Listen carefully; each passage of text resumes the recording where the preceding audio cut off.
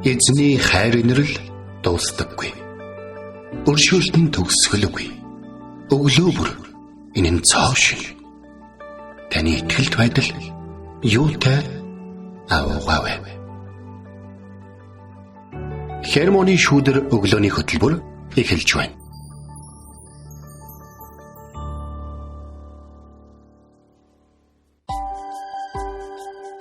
Өглөөний мэнд. Өглөөний мэнд. Итгэл радиогийн эфирээс Хермоны шүүдэр өглөөний хөтөлбөр инхүү эхэлж байна. Эфирт пастор Сайна болон хөтлөгч Бэлгэнээр ажиллаж байна.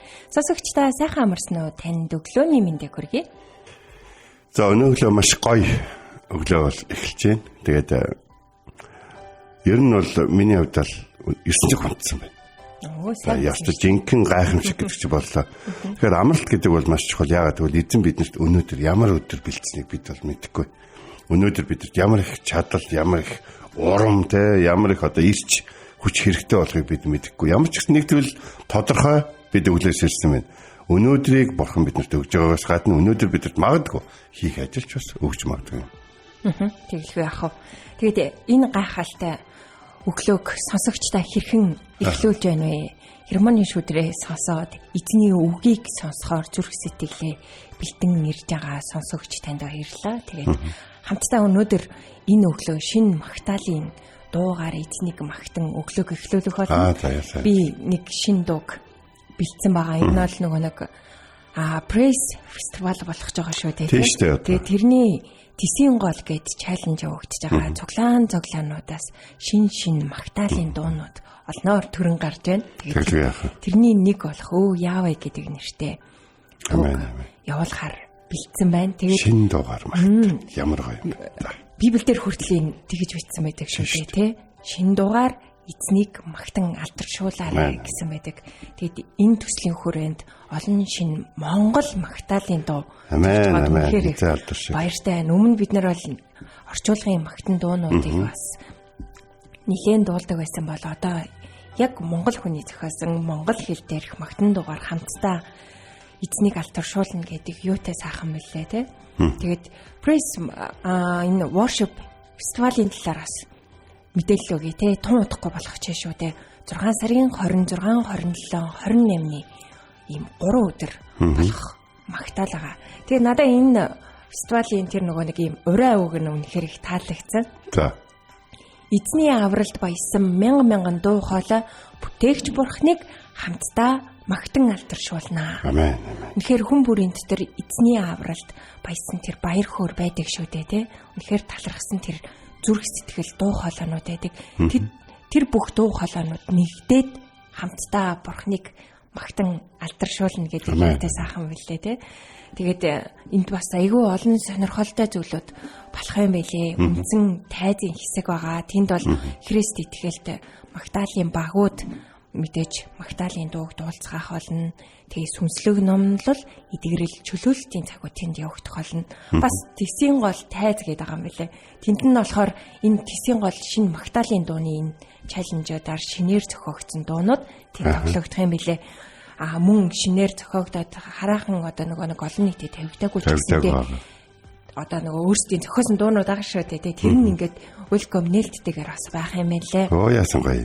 Тэгээ шинэ уран бүтээлчдийн танилцуулга open mic-ийн цагууд байх юм байлээ. Тэгээд мөн өсвөрийн тайз гэж тусдаа байгаа юм байлээ. Энд нь болохоор сүм чуулгануудын өсвөр залуусын магтаалын багуу, залуусын номлол, арт цаг, хөгжөөнд тоглоом ийм цагууд ийм сонирхолтой хөтөлбөрүүдтэй байгаа юм билээ. Тэгэхээр итгэгч та гэр бүлтэйгээ хамт энэ фестивал дээр очиж эзнийг заавал магтаарай.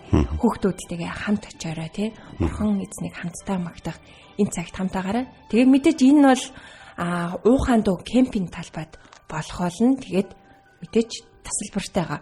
Тэгээд 2-3 төрлийн тасалбаруудыг гаргасан байлээ. Тэгээд тасалбарууд нь үндсэн тасалбар нь 70,000 төгрөг гэсэн мэсэн. Тэгээ сингл тасалбар нь гэд бас тусдаа үнэтэй 2-3 купонтой гол нь тэр нөгөө нэг хоол идэх купонтой юм байна лээ шүү. Тэгэхээр тэндээс бас мэдээлэл аваарай. Praise Festival гэдэг Facebook дээр хаах юм бол мэдээллүүдийг аваад тэгээд тасалбараа захиалаад авч болох юм байна лээ. Тэгэхээр ингээд тасалбарын тухай ингээд ярихлаар манай итгэгчтэй нөгөө бурхан нөгөө бүх зүйлүүдийг ингээд өөрийнхөө хүүхдүүдэд зориулаад үнгүй ингээд хийдэг биш үү гэдэг ч юм уу те янз бүрийн зүйлүүд бол гардаг те. Анх бол одоо шинэ миний хувьд бол анх 93 оноос хойш Христ итгэлийнхаа амьдралаар ингээд амьдарч явахдаа ер нь бол зохион байгуулж байгаа хүмүүс бол өргөлж хааны газраас босгож одоо тэг ингэж одоо ирсэн байгаа. Тэгээд аль болохоор л одоо олон хүнийг оролцуулахын тулд ингэдэг.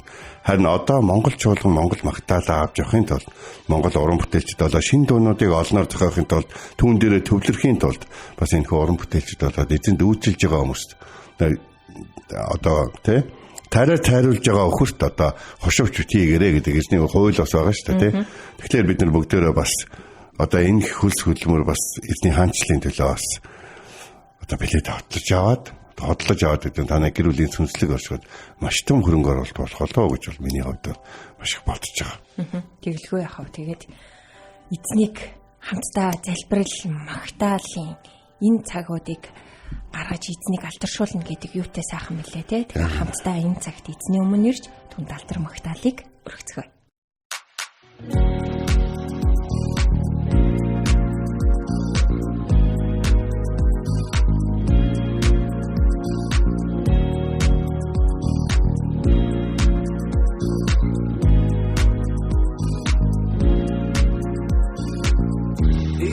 Бол миний гэрэл амьдрал харахгүй үгүй эдс намайг хүчин авахд та намайг хамгаалсан о Яве миний гимнүглийг та бүгдийг авсан о Яве миний өдгөр баярсан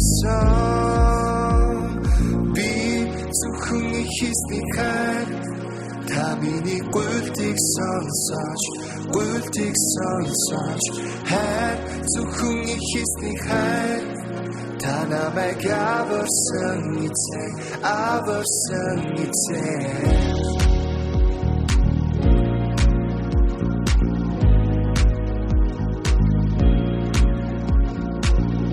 Сэтгэлмэн зүгхүсэнж сүнсмэн танаас сурнаа би итгэлээрээ бацогсноо бүх амьдралаа танд үргий би зөвхөн ихсний хайр та миний гүйлтийг сонсож хайр зөвхөн ихсний хайр намайг аварсан эцэг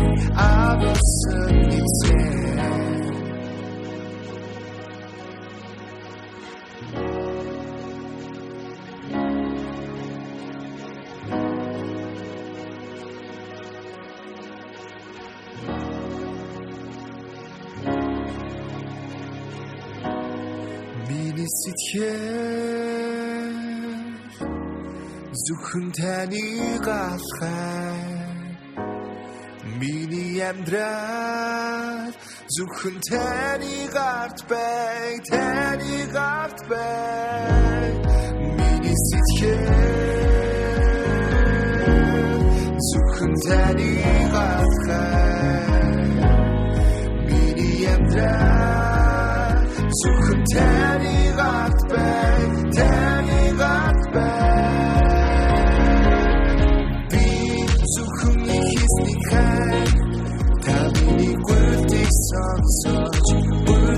сонсож хайр зөвхөн ихсний хайр та намайг аварсан эцэг би зөвхөн ихсний хайр та миний гүйлтийг сонсож хайр зөвхөн ихсний хайр та намайг аварсан эцэг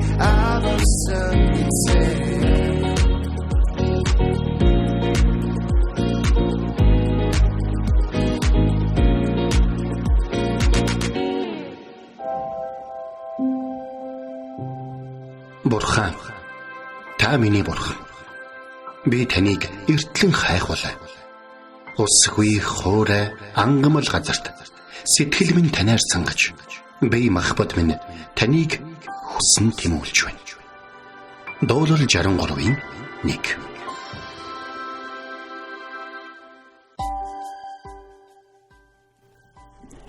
За өнөөдөр бид хамтдаа Лук 22-ийн 53 дугаар зүйлийг үзнэ.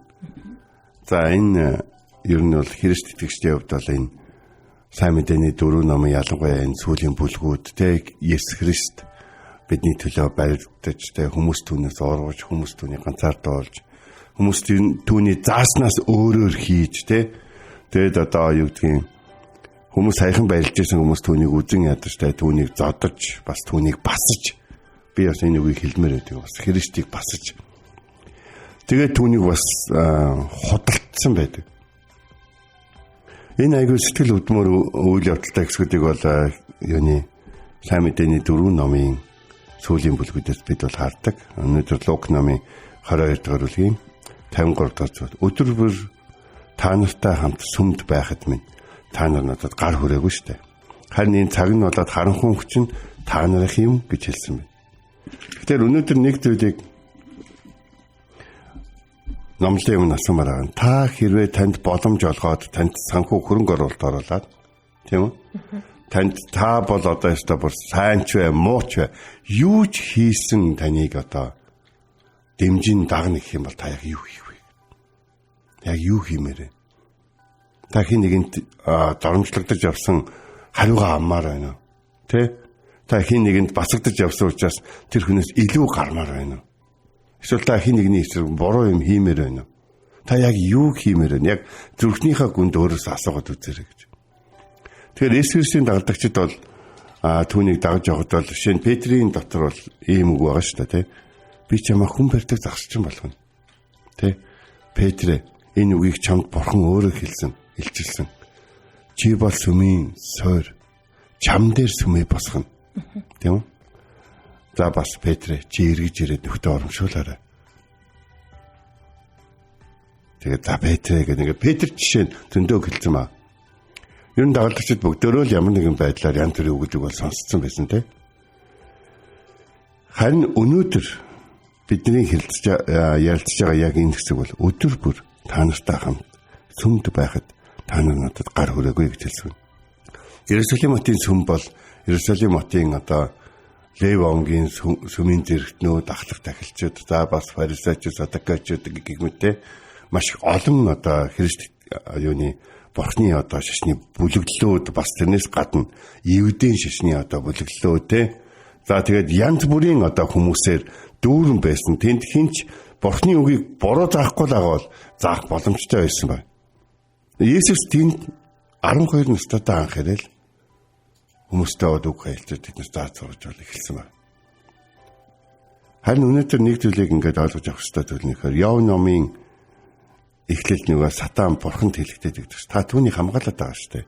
Та түүнийг хамгаалаад байгаа болохоор тэр таныг магтах нь аргагүй шүү дээ. Та түүнийг өрөөгд идэг юм чинь тэр таныг магтах нь аргагүй шүү. Та түүнийг хүмүүсийг түүн рүү илгээгээд идэг юм чинь те. Та түүнд сайн зарцснаар өгөөл, сайхан хүүхдүүд өгөөл, сайн эхнэр өгөөл, та түүнд сайн ямаан сүрэг, тэмээн сүрэг те. Тэгээ та түүнд айгүй гоё газар бас өгсөн байхгүй юу? Гоё байрлалтай. Та тэгээ түүнд бас мэрэгэн ухаан өгсөн байхгүй юу? Та тэгсэн юм чинь тэр таныг магтахгүй гэдэг яхин танд итгэхгүй гэдэг яхин гэж. Гэтэл асуулт бол юу вэ гэхээр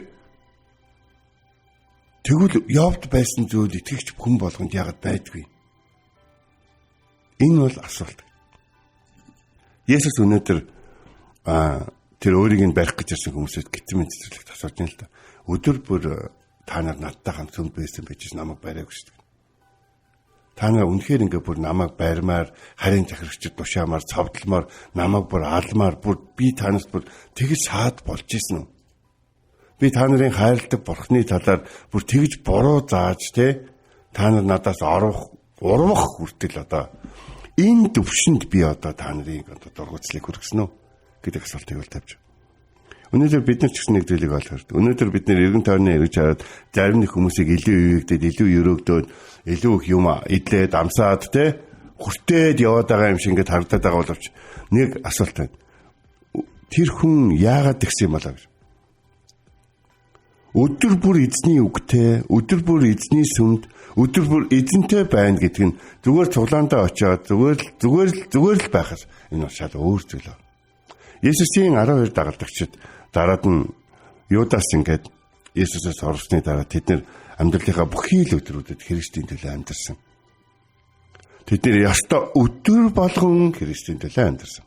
Тэр утгаар тэд нар дээр нэмэгдэж орж ирсэн одоо Паул ч юм уу те Паул чинь гэж байна. Би өдөр бүр сүмийн төлөөх санаа зовнил дарамт надад бас байдаг байсан гэж. Бурхан өдөр бүр биднийг хамгаалаад зогсохгүй биднийг итгэлээ хамгаалахыг ятгадаг. Бурхан биднийг хамгаалдаг. Гэхдээ бид бас өөрсдийгөө хамгаалдаг байх хэрэгтэй. Өөрсдийнхөө итгэлийг хамгаалдаг байх хэрэгтэй. Өөрсдийнхөө ирж байгаа зүйлийг холдуулдаг байх хэрэгтэй. Өөрлөгөө ирж магадгүй буруу муу зүйлүүд юм уу эсвэл үр дүн нь тодорхой буруу зүйлүүдэд оролцдоггүй байх хэрэгтэй. Есүс Христ Гетсеман цэцэрлэгт баригдах үедээ өдөр бол номлож байснаасаа өөр хүн байна гэж зарим хүн бодсон. Есүсийг яг барих гээд очихоор цагаа болохоор хүн өөр байхгүй, хорхоо хүртэл атирдаг л байхгүй. Есүс яг дагалдагчид олон тэр өөрийгөө дагуулад яваад байдаг олон мянган хүнийг өөрийгөө хамгаалуулахын тулд одоо хэрэглэн.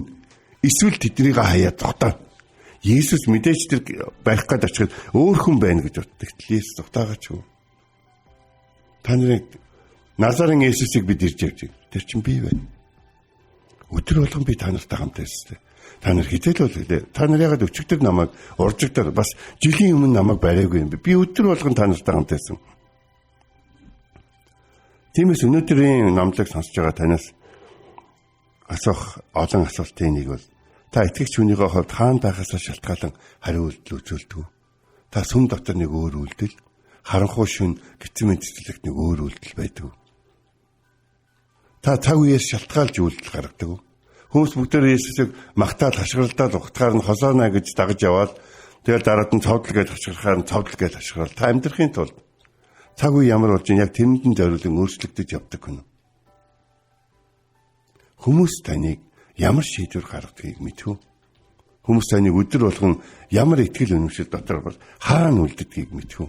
Хүмүүс таныг ер нь итгэгч гэж мэдв. Энэ бол маш чухал асуулт. Энэ цаг болоод харанхуй хүч нь та нарах юм а гэж хэлсэн. Тэгээ энэ үгийг итгэгч биднэрт хэлэв л дээ. Энэ үгийг тэр сатаанд өөрийгөө 30,000 зоосоор үнэлсэндээ Есүсийг үнэлж ийн л гэж бодоод байгаа байхгүй. Гэтэл өөрийгөө л үнэлж байгаа байхгүй. Цагтаа Есүс түүнд 300 динарын үнэтэй сүмийн санхүүг харилцуулж лээсэн байхгүй юу? Бүх олон дагалдагчдын дундаас түүнд мөнгө барих эрхийг өгж л байсан байхгүй. Гэтэл яг үндэ Есүсийг үнэлж байгаа гэхээсээ илүү тэр өөрийгөө ямар хямдхан нөхөр вэ гэдгийг л үнэлсэн. Өөрийгөө 3 жил Есүсийг дагсны дараа юут зураагүй нэг сарын үнэлгээгээл өөрийгөө үнэлэх хэмжээний тийм өчүүхэн гэдгийг л мэдэхгүй яваад байсан. Өдөр бүр та нартай би хамт байгаад та нар надтай хамт байсан уу гэдэг асуулт бол асуулт. Та нэгэнтээ маргалдах үедээ эн чинь сүм биш. Тийм болохоор сүм дээр байдаг шиг шийдэхгүй. Тэгвэл гадуур байгаа юм шиг шийдэх гэх маягаар ярьж суудаа танд байгаа юм. Надад бол тэгж ярьж суудаа бас байдаг. Надтай хүмүүс бас тэгж ярьж суудаа байгаа. Жишээ нь эн чинь сүм биш. Надад тийм номлоод байгаараа гэдэг ч юм. Ажлын тангимтар ч юм. Эсвэл би энэ үгийг хоёулангийн сонсч ирсэн байна. Тэгэд харин би нэг удаа Самуэль номоос суралцж байхдаа Бурхны би хүнтэй адил өөрчлөгдгөө гэдэг үгийг сонсож байсан. Хүмүүсийн хаана байгаагаа шалтгаалаад Бурхан ярьдаг. Бурхан өөрөө хинбэ гэдгийг үргэлж байр суурь дээрээсээ ярьдаг ба. Тэгэд энэ Лук номын эсгийг харж байхдаа Петр уурлахтаа өгийн оронд сэлэм шүүрсэн боловч эзэн Иесусийн хувьд эцгийнхээ хүслийг өдөр болгон биелүүлж байсан шиг тэр орой ч гэсэн яг л дагсан гэж. Бурхан минь та намайг хитэж орхиорой гэдэг тайлбар заримдаа Бурхан минь надад юу тохиолдохыг зөвшөөрсөн ч би итгэлээсээ хитэж урахгүй гэсэн залбирал болох ёстой юм шүү. Магадгүй таны амьдралд өнөөдөр хэцүү байна уу? Нэг л болж ихгүй байна. Таны залбирлын хариу нэг л ирэхгүй байна. Тэгвэл ирж яваа гэдэгт итгээрэй. Амен. Та намайг хамгаалаарай гэхээр Бурхан минь би сахина надтай хамт байгаарай гэж хэлээр. Учир нь энэ үеийн төгсгөл хүртэл би та нартай үргэлж хамт байх болно гэж хэлсэн. Бурхан бол ариун, бид бол гэрлийн хүч болох ёстой. Харин бид бурханд итгэхгүй байгаа харанхуй хүчний нөлөөг ихсгэж байгаа юм шиг. Яг цаг нь болохоор харанхуйн аргаар шийдэх гэж оролддог. Тийм нэмгэн итгэлтэй хүмүүс биш гэдгийг өдөр болгон мэдж, өдөр болгон хамт байдаг бурхандаа талархах хэрэгтэй. Амен. Эзний өмнө хамтдаа ирцгээе.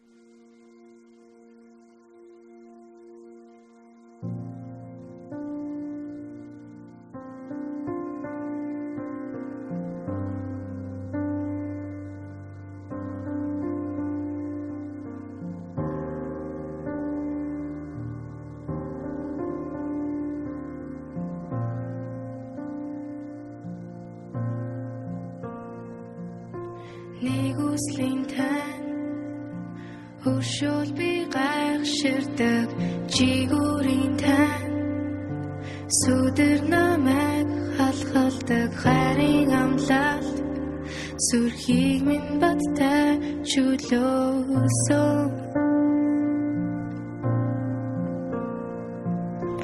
хайлтаж эзэн би таны гал хүсэмжлэн шуган дундаас шивнэгтэн сонсдох үед найдвар ирдэг та зүрхийг минь баттай чөлөөсөн та миний хорогдох бацаас тал миний зорин ганц аврагч таны нэрээр миний ташаал мөнхөдөши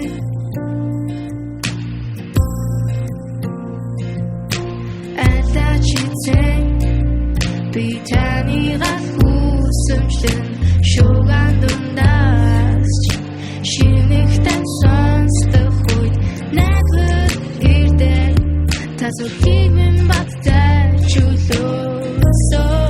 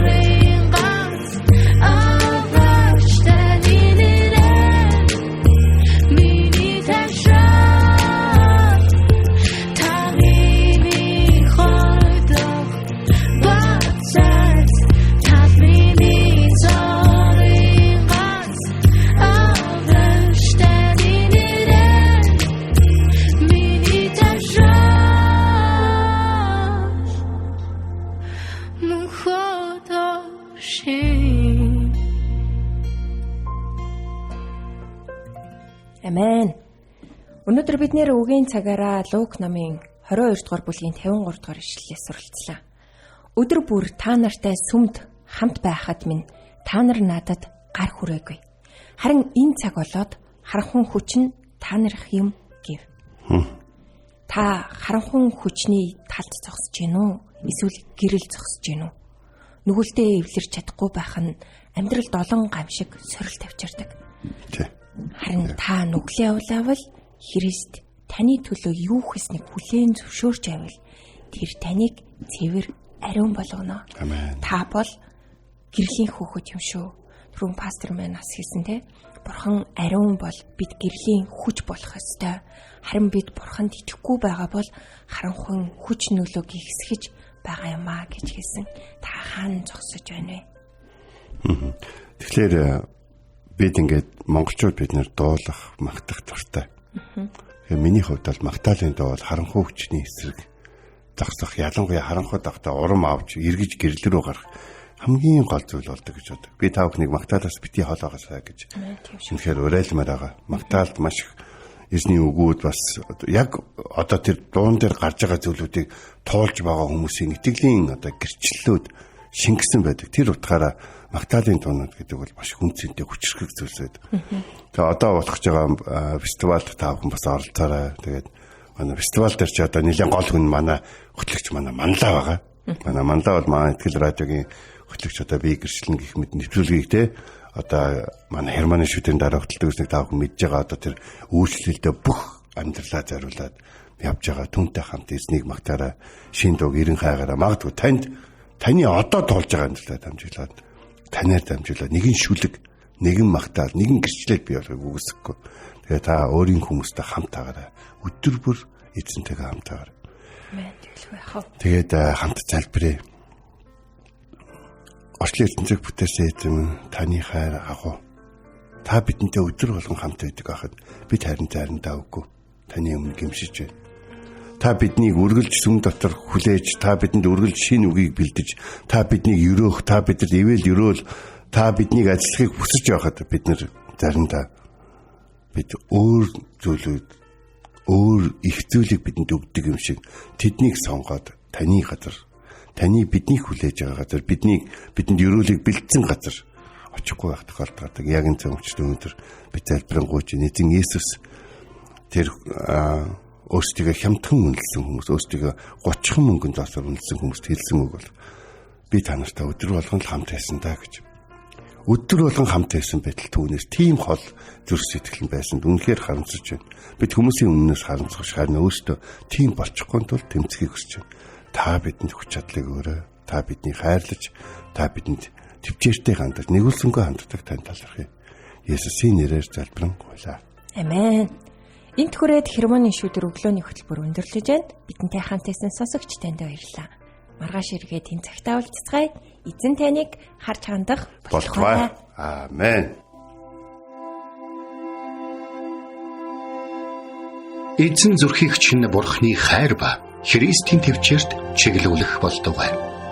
Хермоны шүдэр өглөөний хөтөлбөр танд хүрлээ.